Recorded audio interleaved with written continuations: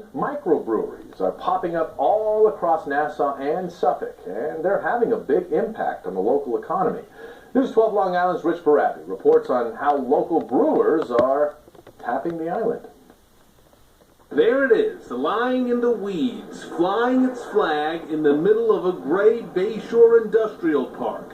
They call this place Destination Unknown, but one step inside reveals that this brewery and the industry it represents are hardly a secret. When people come here, they know they're going to see one of us. Meet Brad Finn and Chris Candiano, a couple of guys who grew up in West Islip and still reside on Suffolk's South Shore. By day, Brad is a high school teacher and Chris is a contractor. By night, they are brewers, and their microbrewery is just one of many that is thriving on Long Island. They're neighborhood breweries now as opposed to one or two big guys. The key is to have quality. Bernie Kilkelly has had a front row seat, or at least a corner stool at the bar, for Long Island's microbrew boom. He's been writing about craft beers in trade magazines and on his website for 20 years. At the time, the craft brewing movement on Long Island was really just starting. 2 decades ago, Kilkelly says there were just 2 microbreweries on the entire island.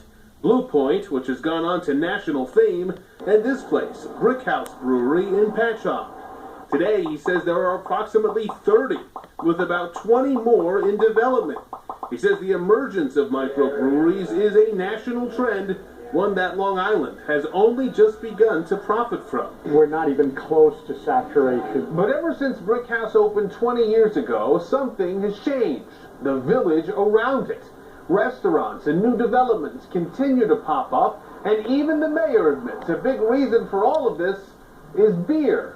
I can't tell you whether it's hoppy or not hoppy or whatever. Patchogue Mayor Paul Pontieri is not a microbrew expert. Cheers. Salud. But he says it's clear his village has had a little hop in its step ever since craft beers became a big hit.